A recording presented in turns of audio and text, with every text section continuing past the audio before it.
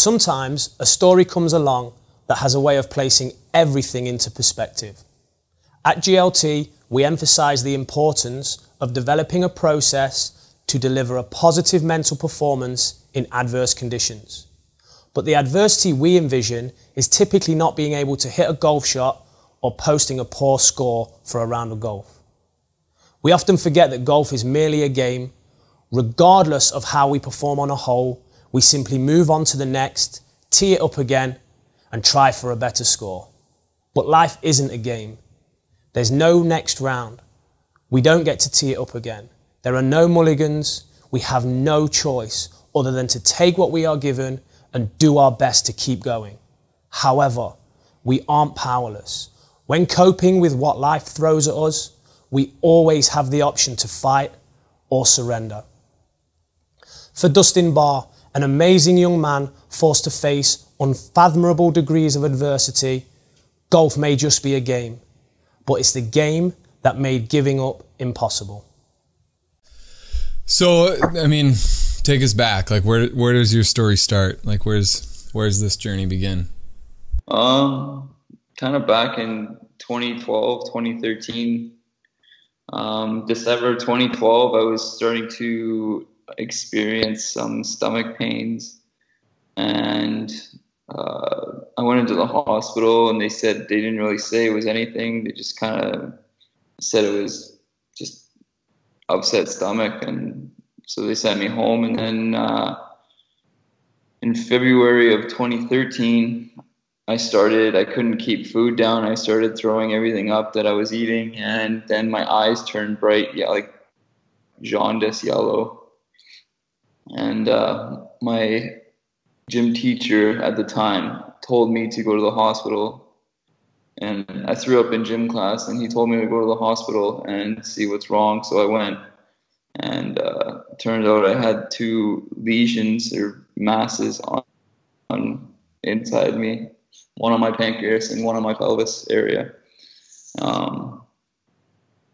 So in March break, I was supposed to go to Cordie Golf Academy to train and for the week, and kind of start getting ready. I was looking to go to college, like play college golf at that time too.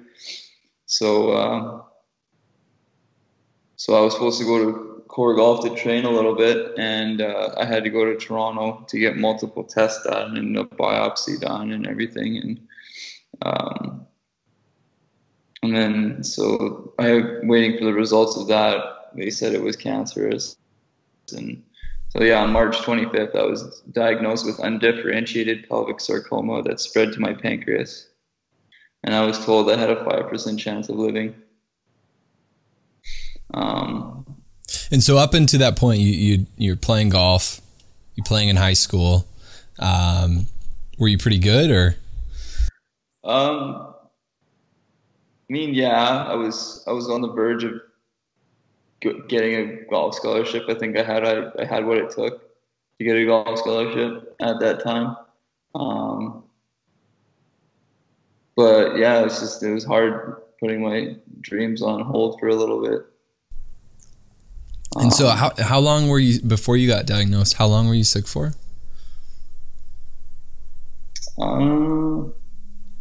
I'd say like 3 months, 2-3 months. Gotcha. And so you're still playing golf all that time, even though you're sick and all that was going on? Yeah. So I was still playing. In Canada, you can't really practice in the winter.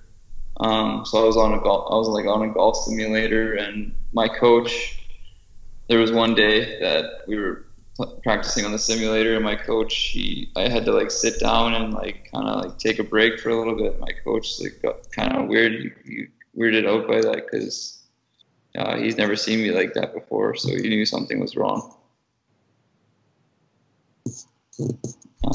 Yeah. So, yeah, and then you got diagnosed. Did you think it was something serious, or like what was your thought as you're going through all that? I'm not really sure. I mean, I didn't really know what to expect. I mean, definitely having jaundiced eyes and not being able to keep food down, it was weird to me. I definitely didn't think cancer was what it was going to be. So that was a bit of a shock.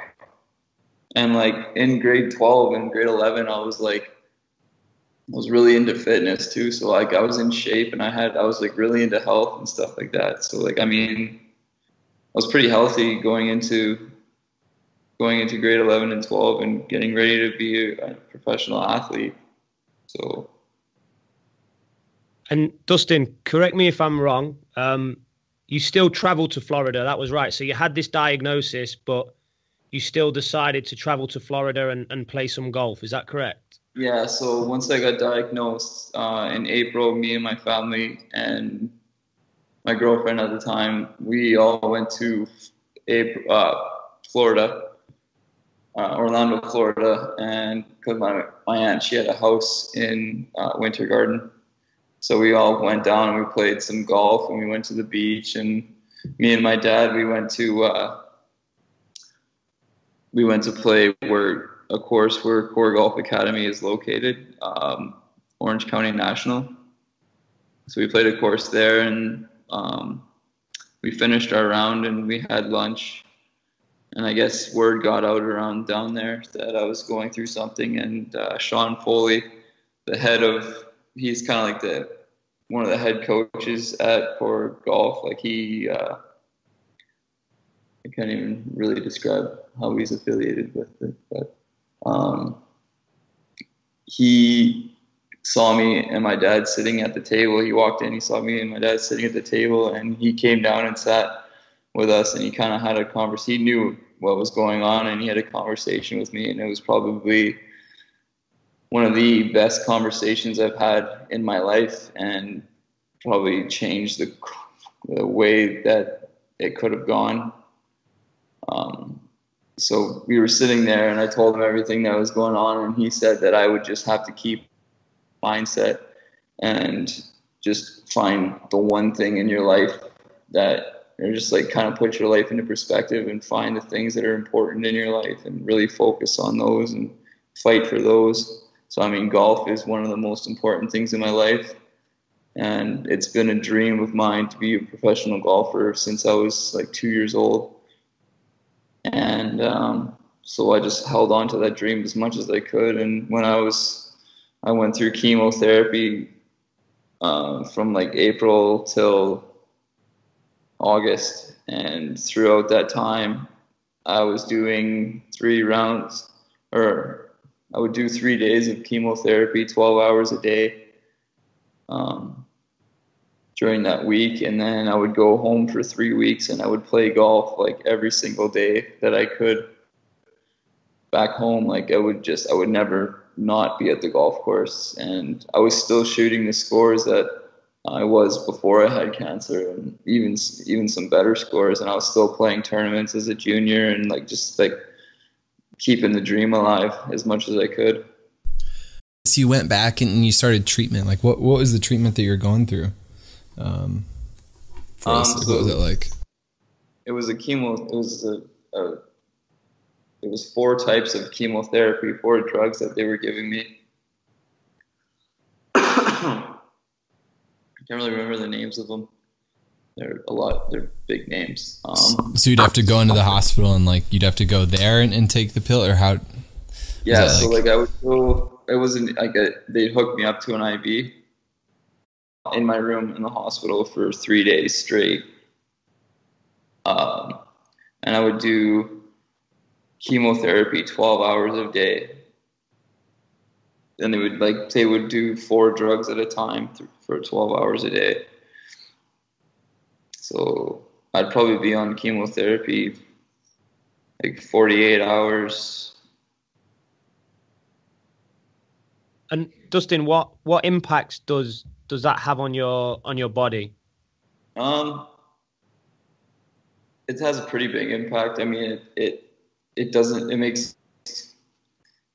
kind of makes you feel like cloudy, makes you feel very nauseous, very tired, nauseous. Like just you have a hard time keeping an appetite. They tell you to try to eat as much as you can, but you don't want to eat anything, and it just kind of drains the life out of you. Really, is what it is, and yeah, it's really not a good feeling. And where do you then find the energy to go and play golf? Where did you summon that energy from? I mean, so I would do chemo for 1 week on, and then I'd go home for 3 weeks. So, I mean, the first couple days when I was home, I wouldn't be able to leave my bed. But, and then I'd start to feel better and better. And then that's when, like, I'd say about 3 to 5 days after I'm home is when I could go out and I could go and play a couple rounds of, maybe play like 9 holes to kind of keep it easy and maybe hit some balls in the range. And then I would go do 18 holes the next week after and the week after that. How did this impact your mindset on the golf course? Did it change your perspective on how you saw golf? Did it change how you played? What impact did it have on you? I would make the assumption that all of a sudden making a double bogey didn't seem quite as bad, but yeah, that's just an assumption because I've not been where you are. Yeah, I mean, how did you see things? Even now, like, I make a bad score and I just shrug it off. Like, it's not worth getting mad about. I mean, I still get frustrated on the course, don't get me wrong, but I'm not, like, I find a way that my mental game on the course now is a lot stronger than it used to be. But when I was back home, when I was going through this, golf was kind of like, a golf course was kind of like my happy place. It was a release for me. It's like every negative thought I had or every just kind of bad thought or bad decision, I was just like, I would bring it to the golf course. I would hold on to it, bring it to the golf course, go walk 18 holes and just kind of just have a good time on the course and just kind of let it all go. Just it would just like fade away. So like when I was in my happy place, all these negative thoughts and negative energy would just fade away. That's awesome, man. How hard was it that first time that you went out on the golf course after chemo? How hard was it to get back out there and just physically and everything that's going on? To be honest, I couldn't wait to get on the course again. Going through this, I was told that when we were talking about doing surgery, like we kind of had a game plan, like do chemo, then do surgery. And so we were talking about the surgery and they were telling me that they wanted to remove half of my hip and they wanted to remove 8 centimeters off my femurs, that I would have to wear an 8 centimeter shoe lift. And so they were pretty much telling me that I would never be able to play golf again. So when I had that in my mind, it was like I couldn't wait to get on the golf course and just prove them wrong. So it was just like, it was kind of like golf as much as you can until you can't anymore. So that was just kind of like the mindset I had. Was there any like standout like moment, like your first tournament back, or like anything that stood out for you? I want to say it was my 4th round of chemotherapy.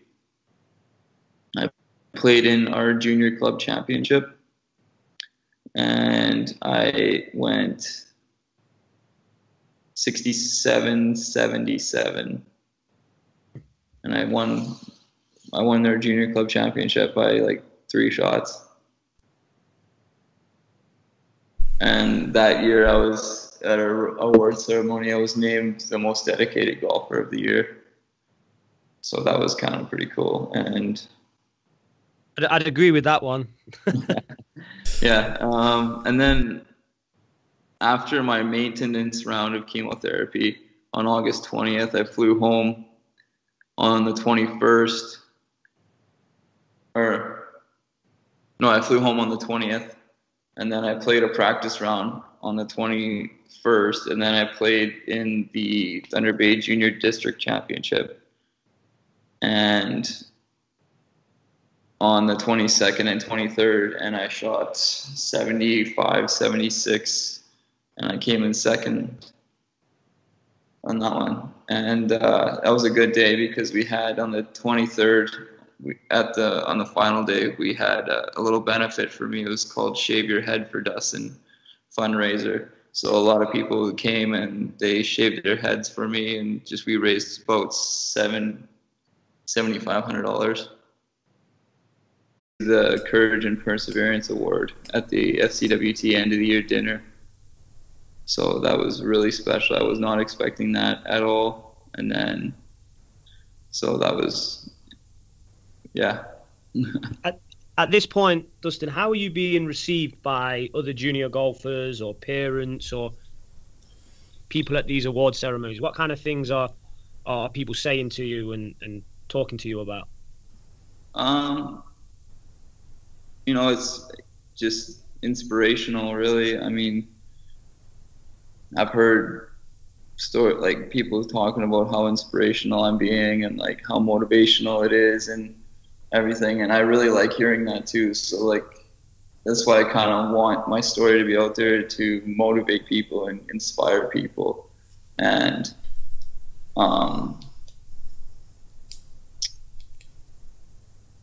as for junior golfers, I want them to be able to look up to somebody and, you know, be able to love the game as much as I did, and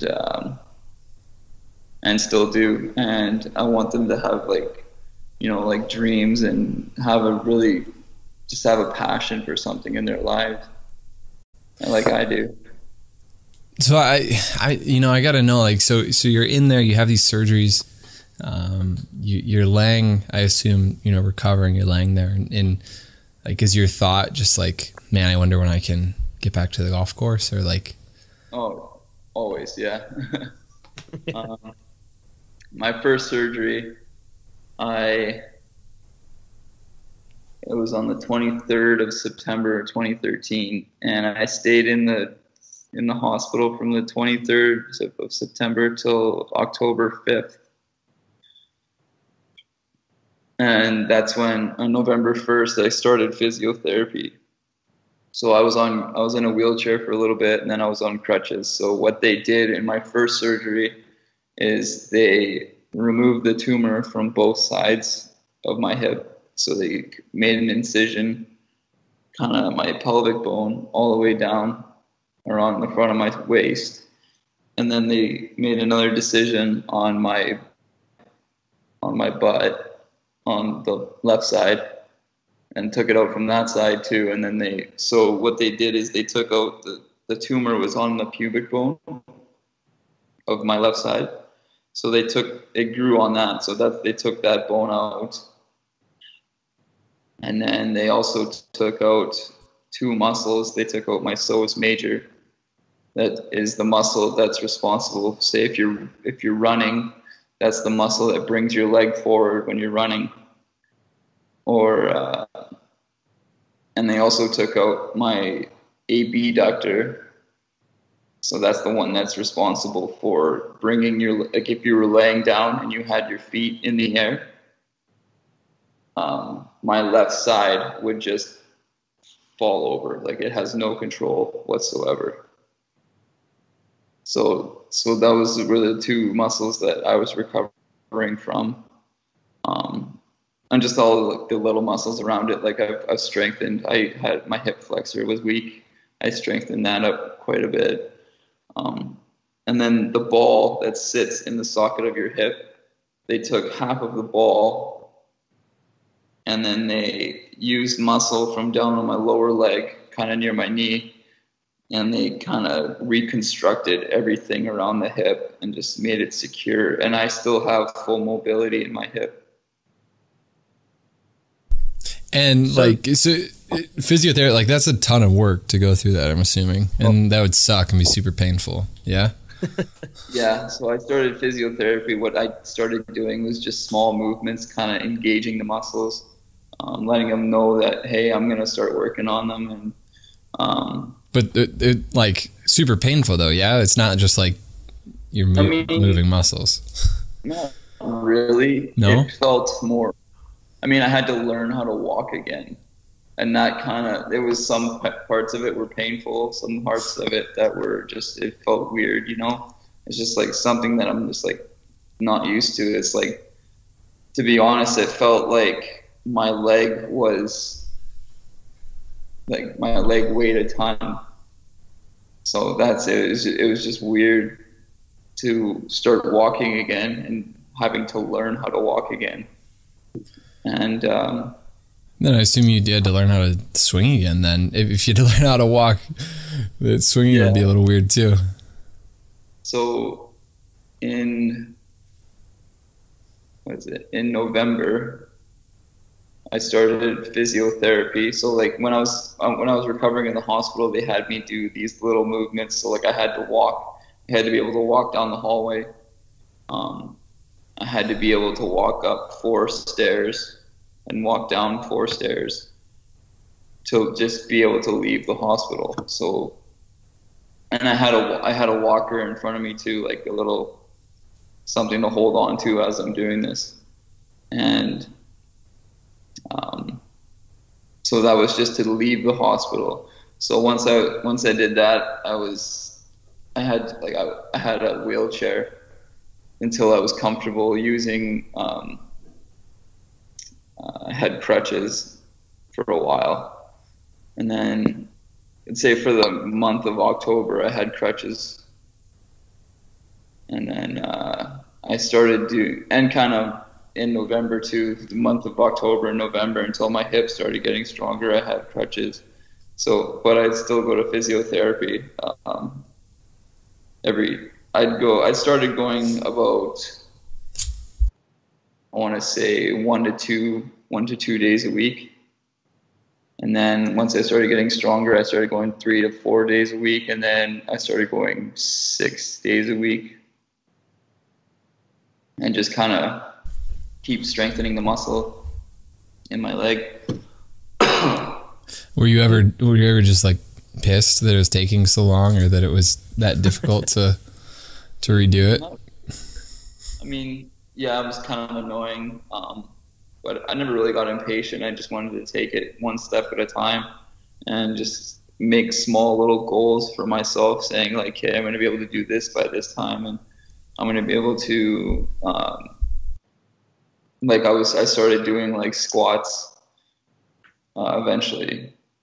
And then I'd start building up from there. I'd be like, okay, I'm going to start doing a lunge, or I'm going to be able to like jog on the spot for like 2 seconds and stuff like that. It's just, I kept building myself. I just kept pushing myself to achieve each goal at a time. And I never really let myself get down. In 2013, when I was going through chemo, the Ronald McDonald House, they sent us to Glen Abbey to watch the Canadian Open, and I was invited to go on the green with the champion of the Canadian Open that year, which happened to be Brandt Snedeker. And then so in 2014, when I had to do surgery again for my ulcer, I was invited to Montreal, Quebec to caddy for Brandt Snedeker in the practice round at the RBC Canadian Open again. And it was really cool to be able to do that. I mean, I didn't carry the bag, his caddy did, but I just walked with him and I read a few putts from him, and yeah, it was cool. And Brandt Snedeker is just such a nice guy too. What kind of things did you guys chat about while you were walking around? He asked me about my dreams and my goals of being a golfer. I told him I wanted to be a college golfer, and then I want to look at going professional. And I kind of picked his brain a little bit on what he does to prepare for tournaments and how he thinks on the course, and just like a bunch of stuff. Since then, I told him my story and everything, and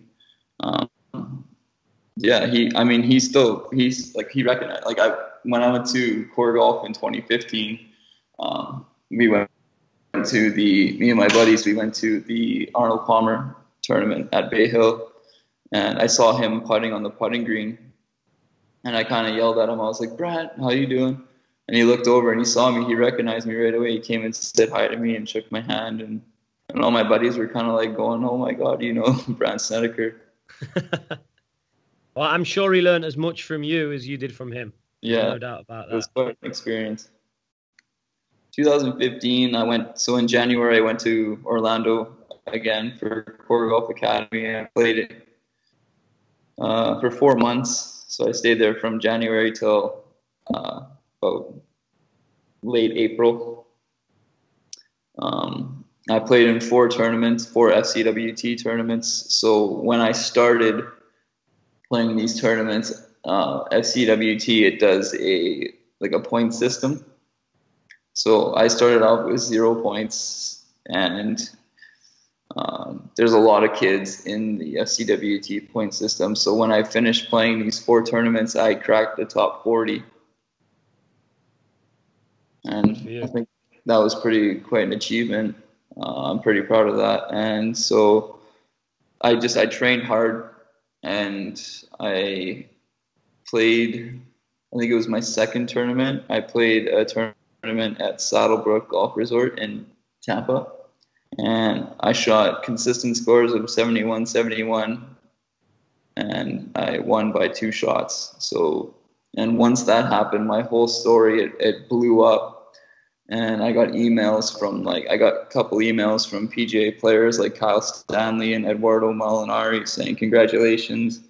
And I was named Golf Weekly's Player of the Week, and just my story just blew up. It was all over media. I mean, just golf magazines and everything like that, like Golf Weekly, Golf Canada magazines, and it was just I was on cloud 9 for a solid week. It was probably the best feeling I've ever had in my life.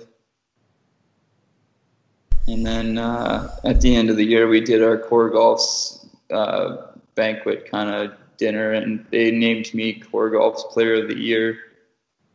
And then shortly after that, in July, I got accepted to play golf here on a scholarship at Thomas University. And then shortly after that, July 24th, I had another perforated ulcer, unfortunately, and had to be medevac to Toronto again for my fourth surgery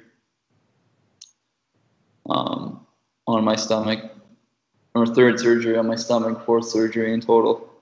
And so I was out playing golf for another 6 weeks, and then, so when I came to Thomas University, I was unable to play golf for about 4 weeks. So once my teammates went to practice, and that I went to practice, and I just did putting and chipping and stuff like that, just kind of light stuff. And once I was able to play golf again and swing a club again, I got right back into it and played my first college event of the year. My very first collegiate tournament round, I shot even par 72. And I played that's amazing. I think it seems like your story is bad news, work hard, recover, really, really good news, really, really good news, bad news, work hard, recover, and this, it seems to happen again and again. Yeah, I got quite a bit of a roller coaster of a life. I don't even know, are you numb to it all by now? That's what I was going to ask. When you get this perforated ulcer and you have to go in for your 4th surgery, what are you saying to yourself? Are you saying, "Oh, not again, this is it, I give up"? Or is it pushing you and almost inspiring you more? What kind of thing, what conversations are you having in your own mind? It's how can I put it? It's kind of trying to climb up a really crumbly mountain. You know, like you're getting somewhere, and then you slip on a rock, or a rock breaks loose, and you just back to the bottom. And you just can't get yourself down. You just try to keep pushing yourself to get back to the top. And so yes, once I had my 4th ulcer, it was kind of like, are you kidding me again? You know, maybe I did get a little bit down on myself, but I didn't like let it change who I am. And it just kind of pushed me to just keep going. You know, I was ready to go to school. I already made it to school. So, and I was ready to go and play college golf. So I just never let it get the best of me. And this isn't it then, is it? This isn't the last time that you had to face adversity. It's not like, okay, these sequence of events happened, I dealt with it like this, and now I'm off and I'm playing college golf, and you know, it's been a smooth ride since there. There's still been times when you've had to deal with adversity. So how do you keep doing this? You know, things keep popping up and popping up. Where do you summon the strength from?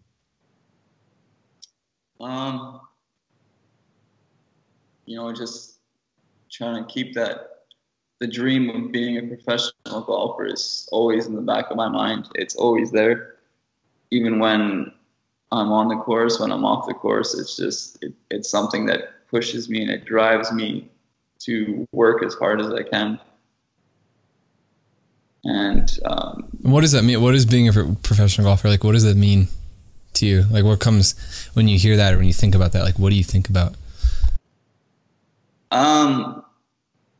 Just playing golf at that level, just being able to play golf at that level. I mean, I got a little bit of a taste of it this summer, and I want to say it was probably one of the coolest experiences I've ever had as a golfer, like as an amateur golfer. And it's just, once you get to that stage, it's like, you know that all your hard work and all the blood, sweat, and tears have like paid off.